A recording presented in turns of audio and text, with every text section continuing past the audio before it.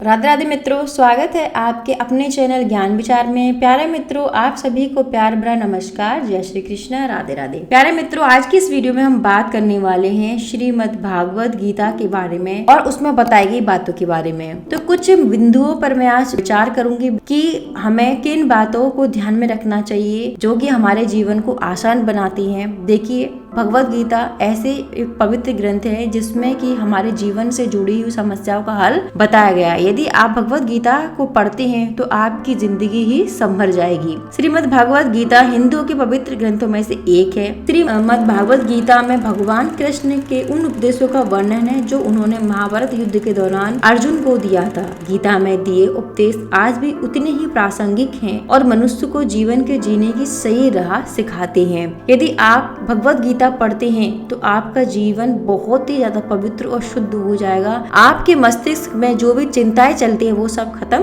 हो जाएंगी। गीता में 18 अध्याय और 700 श्लोक हैं जिनमें धर्म के मार्ग का अनुसरण करते हुए सद्कर्म करने की शिक्षा दी गई है। जीवन की सभी दुविधाओं और समस्याओं का हल गीता में मिलता है। माना जाता है कि गीता की बातों का जो भी पालन करता है उसका जीवन बदल जाता है और व्यक्ति के हर काम में सफलता मिलती है। तो आज की इस वीडियो में कुछ 5 बिंदुओं में हम चर्चा करेंगे कि किस तरीके से भगवान श्री कृष्ण ने अर्जुन को उपदेश दिए थे और किस तरीके से वो असफल हुए महाभारत के युद्ध में, जो कि बहुत ज्यादा उनका मन विचलित हो गया था। वो युद्ध नहीं लड़ रहे थे, लेकिन जब श्री कृष्ण भगवान ने उन्हें उपदेश दिए, गीता के उपदेश दिए, तब जाकर कहीं उनका मन युद्ध में लगा और वो युद्ध को जीत पाए। देखिए, सबसे पहले हम बात करेंगे गीता के अनुसार व्यक्ति को अपने क्रोध पर काबू करना चाहिए। देखिए, अक्सर क्या होता है कि हम नॉर्मल अपनी स्थिति में कभी कभी बहुत ज्यादा क्रोधित हो जाते हैं और क्रोधित होकर कोई भी कार्य हमारा बन रहा होता है वो बिगड़ जाता है।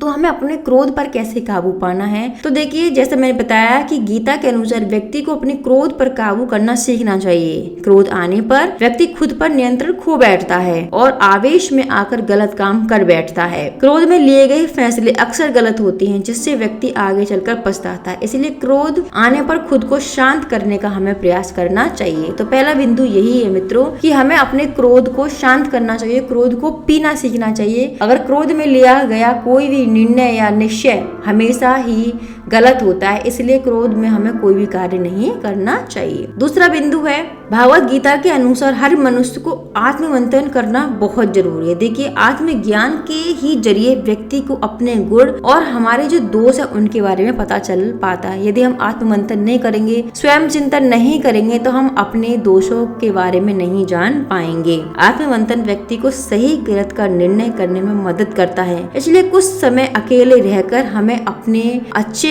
कर्मों और बुरे कर्मों के बारे में सोचना चाहिए कि आप जो भी कर रहे हैं क्या वो अच्छा है, उससे किसी प्रकार की हानि तो नहीं है, किसी प्रकार का कोई नुकसान तो नहीं है। तो आत्म मंथन पर आपको अवश्य ध्यान देना चाहिए। तीसरा बिंदु है, श्री कृष्ण के अनुसार व्यक्ति को स्वयं का आकलन करना भी बेहद आवश्यक है। जब तक आप खुद को नहीं समझेंगे तब तक आप स्वयं से जुड़ा कोई भी फैसला मजबूती के साथ नहीं कर सकेंगे। जब मनुष्य अपने गुणों और कमियों को जान लेता है, यानी आपके क्या गुण हैं, क्या आपके दोष हैं, जब आप उनको जान लोगे फिर आप कोई कार्य करते हो तो अवश्य ही वो कार्य अच्छा होगा। तब वे अपने व्यक्तित्व का निर्माण सही ढंग से कर पाएगा। आप अपने व्यक्तित्व का निर्माण ठीक से कर पाओगे जब आप स्वयं का आकलन अच्छे तरीके से करोगे। नेक्स्ट बिंदु है चौथा, श्री कृष्ण के अनुसार हर व्यक्ति को अपने मन पर नियंत्रण रखना चाहिए। देखिए, मन बहुत चंचल है। यदि आपका मन आपके काबू में नहीं है तो आप कोई भी कार्य ठीक प्रकार से नहीं कर पाओगे और यही हमारे दुखों का कारण बनता है। जो व्यक्ति अपने मन पर काबू पा लेता है वो सफलता की राह पर चल पड़ता है। ऐसा व्यक्ति सिर्फ अपने कर्म पर केंद्रित रहता है और लक्ष्य को आसानी से हासिल कर लेता है। जी हाँ, यदि हम अपने माइंड को डाइवर्ट होने से बचा लेते हैं तो हम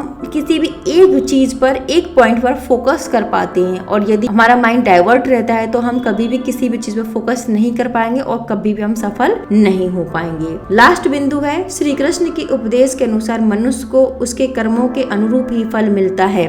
यानी जैसा हम कार्य करेंगे वैसा ही हमें फल मिलेगा। इसलिए बेटर यही है कि हम अपने कर्मों को सही करें, जो भी कर्म कर रहे हैं उन कर्मों को सही करें। आप जितना अच्छा कर्म करोगे आपको उतना ही अच्छा फल मिलेगा। इसलिए हमें अपने कर्म पर, जो भी हम कार्य कर रहे हैं उस कार्य पर हमें फोकस करना चाहिए। हमें फल की चिंता नहीं करना चाहिए कि इसका रिजल्ट क्या होगा। इसलिए अपने कार्य पर फोकस करें, फल पर, यानी जो भी उसका रिजल्ट क्या आने वाला है उसको आप छोड़ दें, अपने वर्क पर ही आप फोकस करें। माय डियर फ्रेंड्स, मैंने ये कुछ 5 पॉइंट्स आपको बताए कि हमें भगवत गीता के अनुसार यदि इन 5 बिंदुओं पर हम कार्य करते हैं, इनके बारे में सोचते हैं, तो हम अवश्य ही सफल होंगे और हम जो चाहते हैं वो हमें अवश्य ही मिलेगा। प्यारे मित्रों, ये वीडियो कैसी लगी आपको? यदि ये वीडियो आपको अच्छी लगी तो प्लीज वीडियो को लाइक शेयर जरूर करें। मैं इसी तरह से इंपॉर्टेंट वीडियोस आपके लिए लेकर आती रहूंगी।